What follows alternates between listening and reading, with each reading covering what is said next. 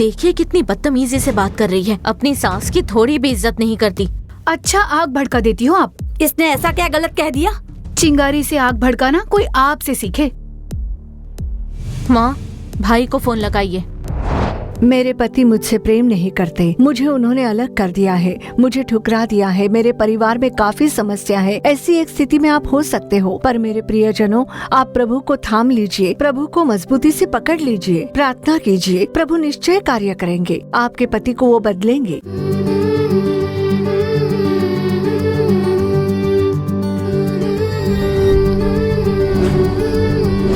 खुशहाल परिवार। हमारे प्यारे खुशहाल परिवार के श्रोताओं को प्रभु यीशु मसीह के महान नाम में प्रेम भरा अभिवादन। इस खुशहाल परिवार कार्यक्रम के द्वारा आपसे मिलकर हमें बहुत ही खुशी हो रही है। आज के इस दिन पति और पत्नी शीर्षक पर ही हम लोग कार्यक्रम देखने वाले हैं। एक पति और पत्नी का रिश्ता ही हर एक रिश्ते से बहुत ऊंचा होता है। जानते हो क्यों? क्योंकि परमेश्वर ने इस सृष्टि की रचना करते समय सबसे पहले माता पिता और बच्चों के साथ नहीं शुरू की, पर एक पति और पत्नी के साथ एक परिवार की स्थापना करते हुए इस संसार की रचना की। और उतना ही नहीं, एक स्त्री और एक पुरुष के जीवन में हमेशा ही ऐसा एक मकाम आता है जहाँ वो जीवन के हर एक रिश्तों से अलग हो जाते हैं, पर सिर्फ पति पत्नी का रिश्ता ही ऐसा एक रिश्ता है जो कि आखिरी सांस तक सहारा दिया करता है। इसीलिए तो एक पति पत्नी का रिश्ता ऊंचा ही नहीं, वो महान भी है। पति अपनी पत्नी का सम्मान करे और पत्नी अपने पति से प्रेम रखे। इसी तरह वचन के मार्गदर्शन पर जब परिवार रहता है, तभी एक पति पत्नी का रिश्ता महिमायुक्त बनता है। आइए अब देखते हैं ज्योति बहन कार्यक्रम। खुशहाल परिवार।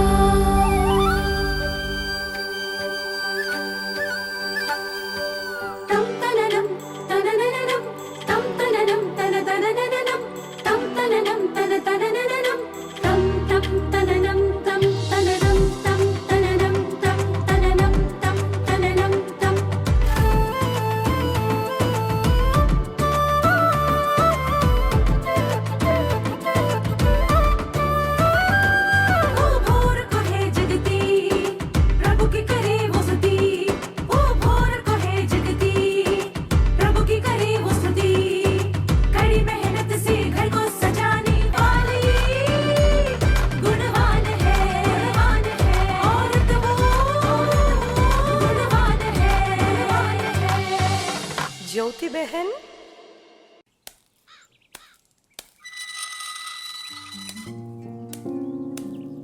कहाँ से आ रही हो?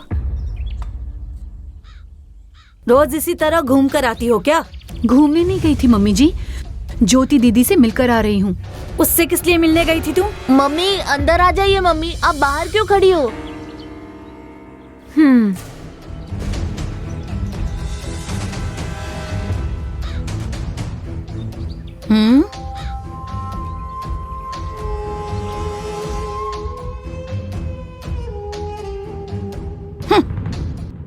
देखा आपने घर का क्या हालत कर दिया इसने।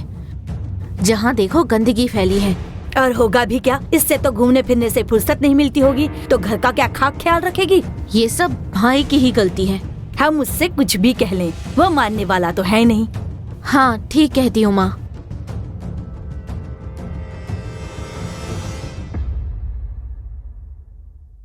जी दादी। तुम्हारी माँ कहाँ चली गई? कमरे में सो तो नहीं रही है? नहीं दादी, वो आराम कर रही हैं, उनके सिर में दर्द है। हाँ इसलिए सो रही होगी। जाकर उसे बुला के लेकर आओ, उससे कहना बुआ के सिर में दर्द है, वो ऊपर आराम कर रही है। चाय बनाकर देने के लिए कहो उसे। ठीक है दादी।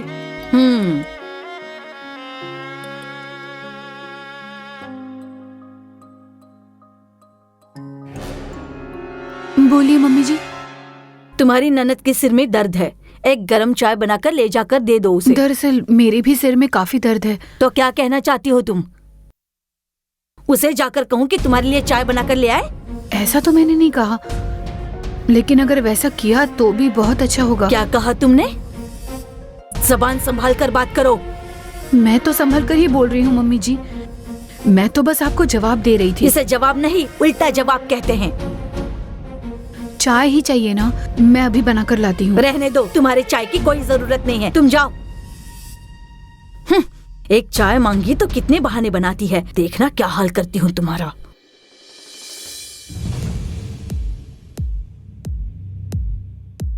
माँ, भाई को फोन तो लगाइए।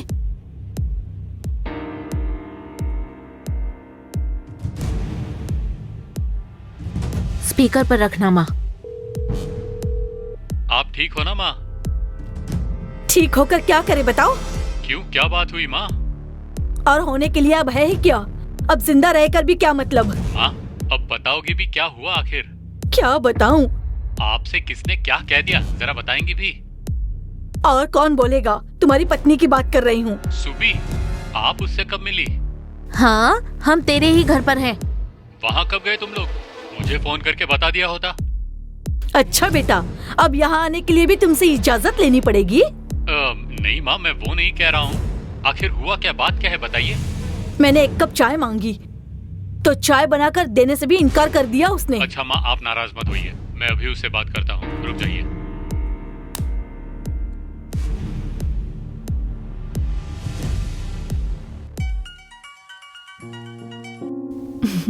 हेलो। हेलो जी, कैसे हो आप? वो सब रहने दो, माँ आई है वहाँ पर? आई हैं। और आपकी दीदी भी साथ में तो है। मुझे बताया क्यों नहीं? हाँ, मेरे सवाल का जवाब दो, मुझे बताया क्यों नहीं? अच्छा तो क्या हुआ? माँ ने चाय मांगी तो तुमने उल्टा जवाब देकर कहा कि आप ही बना लीजिए। सुनिए, दरअसल बात तो ये थी कि सच है या नहीं, सिर्फ उतना बताओ बस। सच तो है, लेकिन जरा सुनिए तो मैंने क्यों कहा ऐसे। तुम्हें कुछ कहने की जरूरत नहीं, जाकर चाय बना कर दो। सुनिए,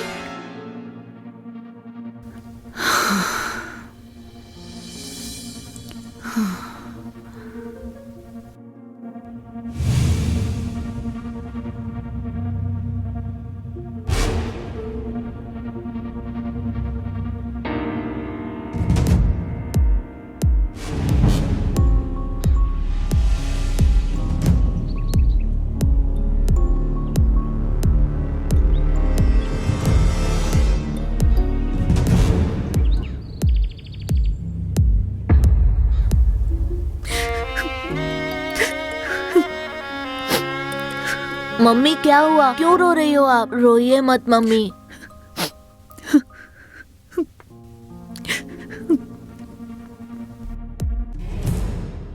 माँ, हमारा यहाँ आना उससे अच्छा नहीं लगा शायद। हाँ सही कहा, मैं भी वही देख रही थी। देखिए कितनी बदतमीजी से बात करती है, अपनी सास की थोड़ी भी इज्जत नहीं करती। बाप रे बाप, ऐसी एक बहू को मैंने कहीं भी नहीं देखा। पता नहीं भाई के लिए यही दुल्हन क्यों चुनी आपने। ये क्या कह रही हैं आप? अच्छा आग भड़का देती हैं आप। इसने ऐसा क्या गलत कह दिया? चिंगारी से आग भड़काना कोई आपसे सीखे।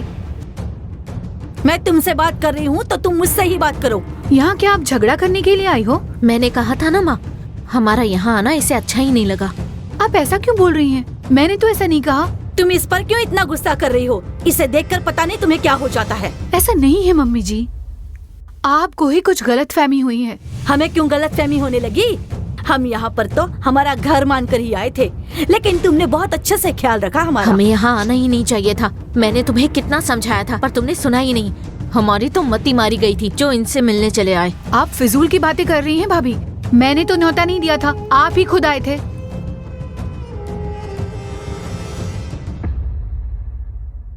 अच्छी इज्जत दी तुमने। मैं अपने बेटे के घर आई थी ना, तो हमें बहुत अच्छी इज्जत मिली यहाँ पर। अब चलिए माँ, अब यहाँ बिल्कुल नहीं रहेंगे हम लोग। चलिए अब। मम्मी जी, मम्मी जी, मम्मी जी कहना बंद कर। एक शब्द मत बोलना अब।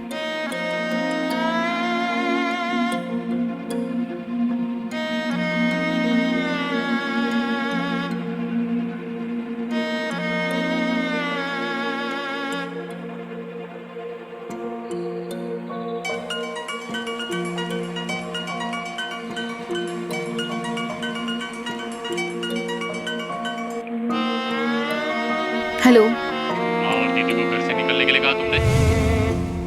नहीं तो वो क्यों घर छोड़कर गई? तुम्हारे बोले बिना क्या वो घर छोड़कर जा सकते हैं? बताओ, जवाब दो मुझे। मैंने तो बस इतना कहा कि आपको यहाँ पर बुलाया किसने। तुम्हारी इतनी मजाल कि तुमने ऐसा कहा माँ से? गुस्से में बोल दिया जी, सॉरी। तुम्हारा ये बर्ताव बिल्कुल ठीक नहीं। अपनी मनमर्जी करती हो, मुझे तो तुमसे बात ही नहीं करनी। लेकिन आप जितना मुझ पर बिगड़ रहे हो, कम से कम एक बार तो आपने मुझसे ये पूछा होता कि माँ और दीदी ने क्या कहा। उनकी बातें सुनकर भी मैं भी काफी परेशान थी। हेलो,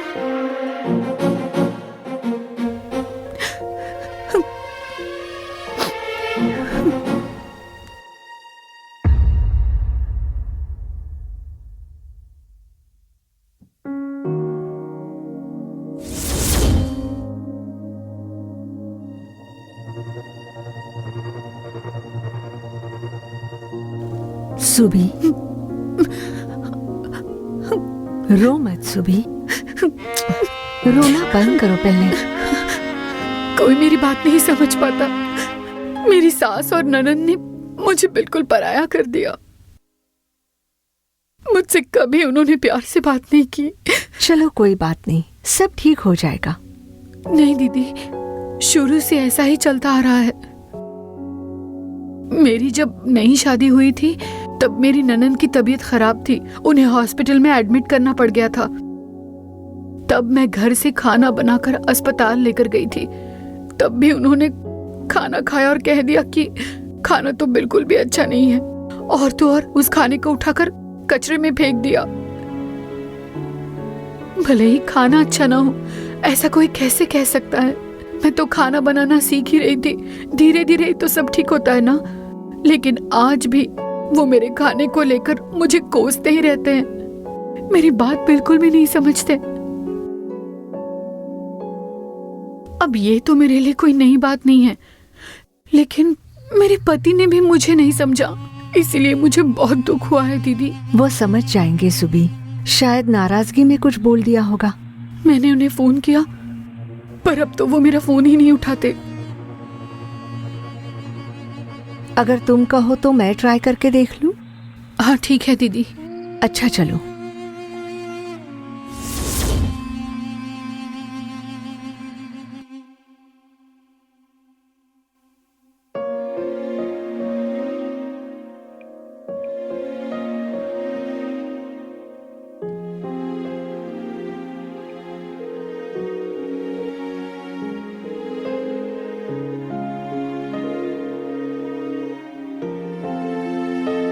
दीदी कैसी हैं आप?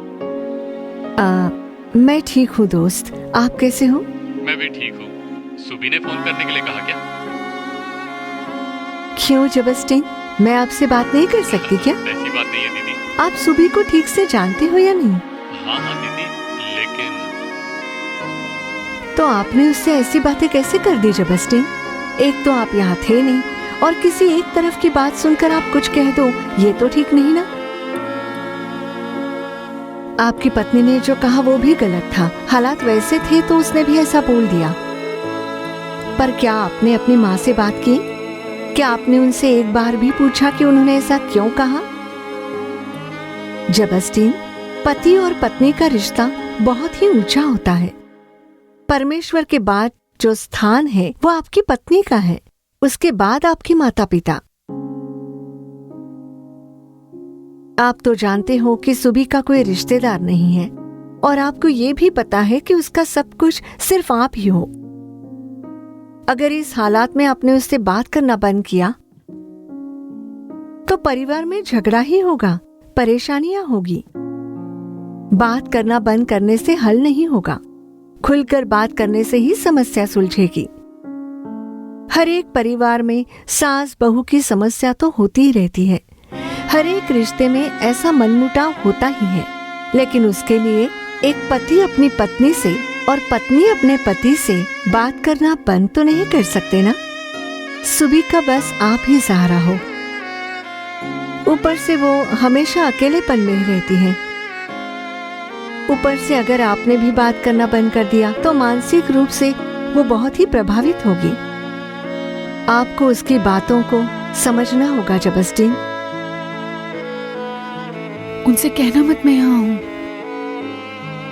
वो यहाँ पास में ही बैठी हैं, आप बात कीजिए। सुबी, सुबी, सॉरी सुबी, मैंने तुम्हें गलत समझा। कोई बात नहीं जी। खुशहाल परिवार। तो आपने ज्योति बहन कार्यक्रम देखा। परिवार में पति पत्नी का स्थान कितना ऊंचा होता है यह आपने जरूर जान लिया होगा। और इस समय प्रभु का संदेश देकर आपके आशीषों के लिए प्रार्थना करने के लिए बहन जॉयस लाजरस तैयार हैं। प्रार्थना के साथ संदेश को सुनिए, प्रभु निश्चय ही आपको भरपूरी से आशीष करेंगे।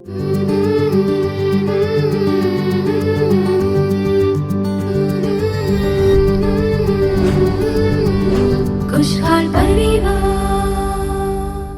परमेश्वर और प्रभु यीशु मसीह के महान नाम में आप सभी को मेरा प्रेम भरा अभिवादन।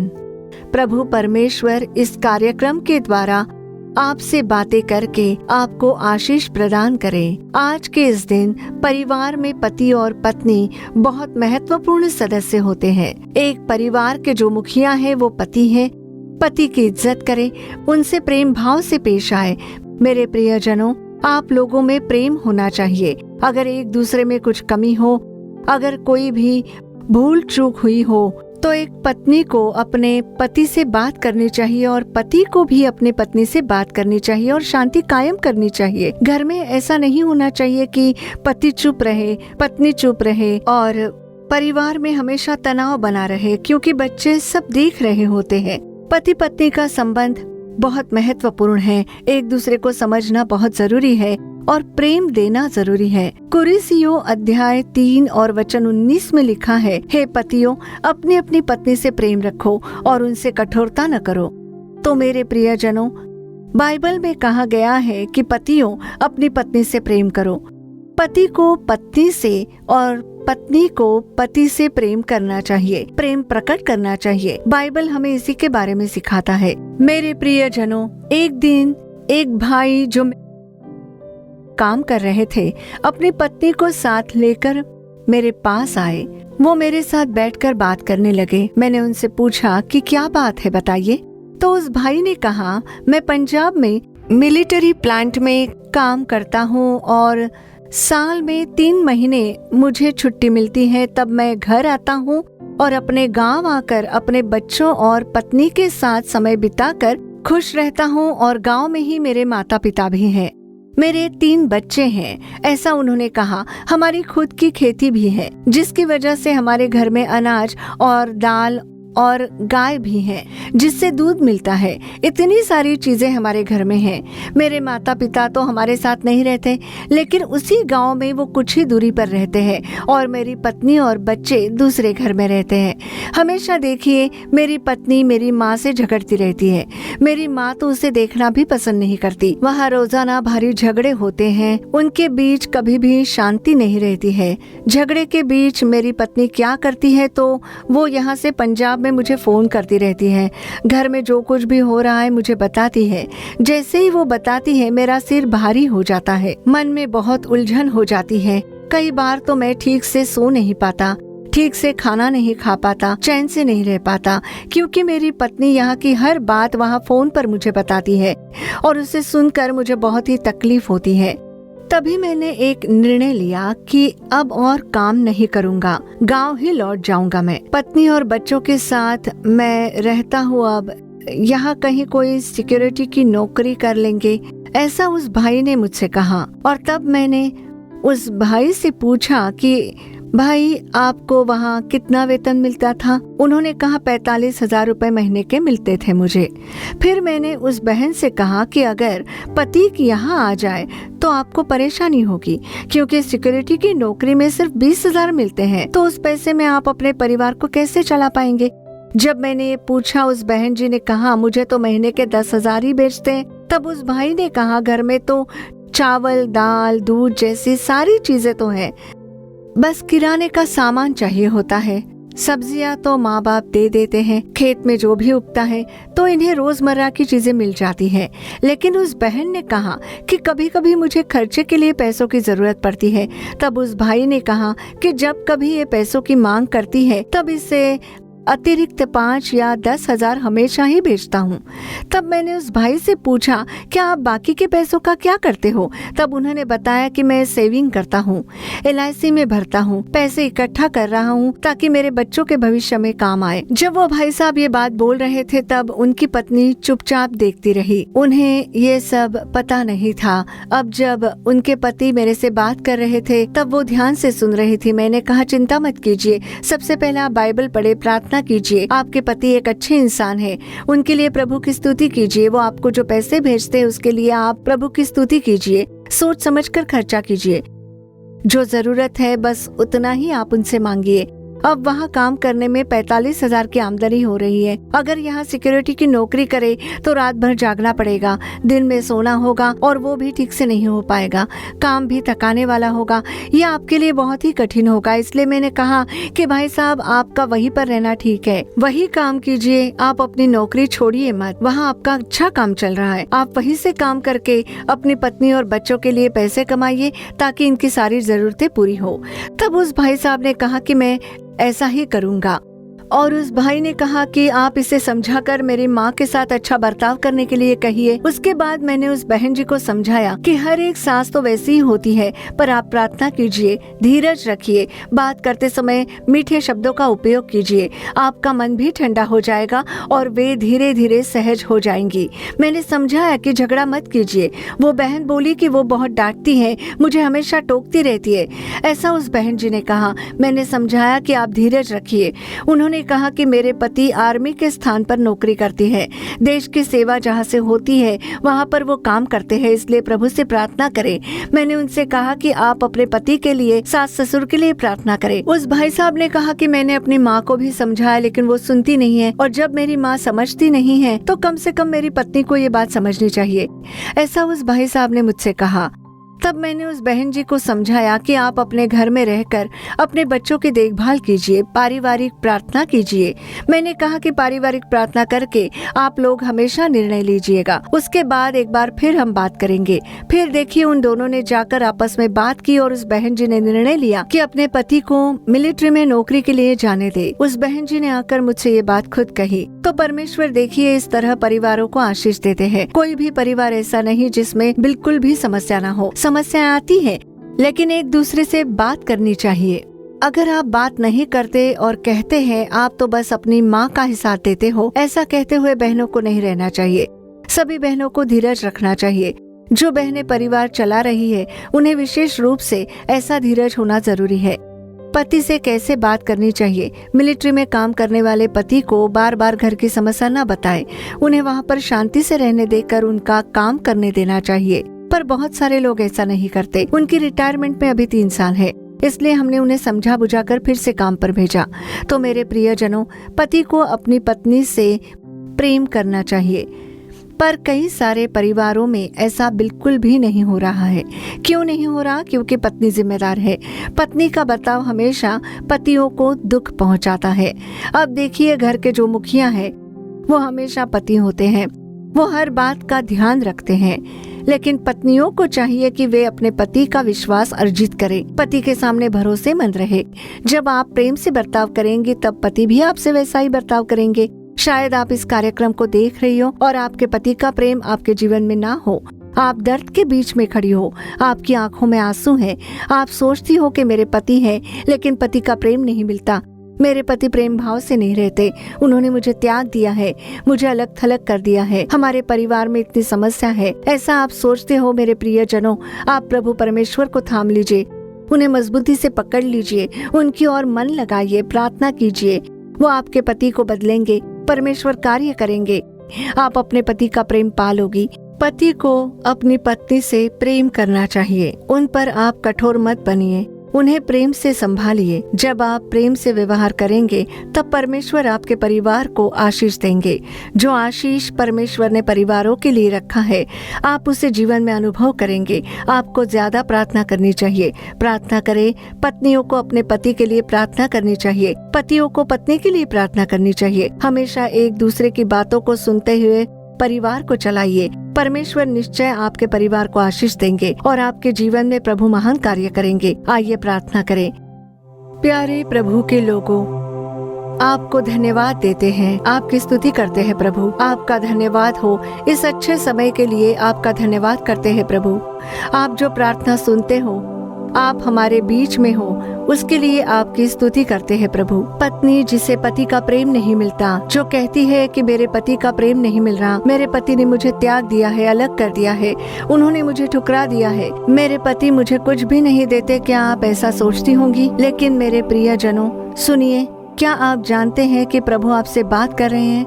हे प्रभु, पतियों के ऊपर आपका सामर्थ्य उतर आए, आप उन्हें स्पर्श कीजिए, पवित्र आत्मा आप उनके मन में बात कीजिए। हे प्रभु, अपनी पत्नी से प्रेम करने, उनकी बात सुनने की कृपा प्रदान कीजिए। प्रभु परमेश्वर, परिवारों में विभाजन लाने वाली आत्माएं यीशु मसीह के नाम में पूर्ण रूप से नष्ट हो जाए। टूटे हुए परिवार यीशु मसीह के नाम में एक हो जाए। अपनी पत्नी से प्रेम करो, उस वचन के अनुसार हर पति को अपनी पत्नी से प्रेम करने दे। अगर ऐसे कोई है जो अपनी पत्नी से प्रेम नहीं करता, तो आप उनके हृदय में बात करके उनमें शांति भर दीजिए। प्रभु, पवित्र आत्मा की कृपा होने दीजिए, चमत्कार होने दीजिए प्रभु। प्रभु, परिवारों में चमत्कार हो जाए। ऐसी बहनों से बात कीजिए जो बहुत ही जिद्दी किस्म की है। पवित्र आत्मा आप उनसे बात कीजिए, उन्हें आपके बच्चे बनाकर आप एक गवाही के रूप में उन्हें खड़ा कीजिए। आपके पवित्र शास्त्रों को पढ़ने के लिए, आपके लिए जीवन जीने प्रभु कृपा के साथ उनका मार्गदर्शन करें। आप ऐसा कर रहे हो, उसके लिए आपका धन्यवाद। परमेश्वर प्रभु यीशु के नाम में मांगते हैं, हमारे अच्छे पिता। आमीन आमीन। तो मेरे प्रियजनों, मेरा ये विश्वास है कि इस कार्यक्रम के द्वारा प्रभु ने आपसे बात की है। परिवार बड़ा महत्वपूर्ण होता है। पतियों को पत्नी से प्रेम करना होगा, पत्नियों को पति से प्रेम करना होगा। जब हम ऐसा एक जीवन जीते हैं, प्रभु हमारे परिवार को आशीष देते हैं और प्रभु परमेश्वर आपको पारिवारिक आशीष देकर आपको अवश्य ऊंचा उठाएंगे। परमेश्वर प्रभु आपको आशीष दे। आमीन आमीन। खुशहाल परिवार। प्रियजनों, हमारी आशा है कि आज का ये कार्यक्रम आपके लिए आशीष रहा होगा। आपने जो भलाई पाई है उसे हमें बताना भूलिए मत। अपनी प्रार्थना विनतियाँ हमें ईमेल और चिट्ठियों के द्वारा जरूर बताइए। आपके लिए प्रार्थना करने और सलाह देने के लिए भाई मोहन सी लाजरस और प्रभु के दूसरे दास बिल्कुल तैयार हैं। सप्ताह अंतों में हमारे आओ प्रार्थना करे कार्यक्रम को अपने परिवार समेत देखना बिल्कुल भी मत भूलिए और Jesus redeem social media platform के दूसरे कार्यक्रम जरूर देखिए। नालूमा वड़ी परमेश्वर के तंबू में ऐसी कई सारी प्रार्थना सभाओं का आयोजन होता है। आपके छुटकारे के लिए, आशीष के लिए, तो जरूर उन प्रार्थना सभाओं में भाग लीजिए। परिवार समेत भाग लीजिए, प्रार्थना कीजिए। प्रभु निश्चय ही आपको छुटकारा देंगे। फिर अगले कार्यक्रम में आपसे दोबारा मुलाकात होगी। तब तक प्रभु की महान कृपा आपके संग बनी रहे। For further details and prayer support, contact Jesus Redeems Ministries, Nallumavadi, Tuticorin District, 628211. Our phone number 04435454545. Email info@jesusredeems.org. Our website www.jesusredeems.com. God bless you.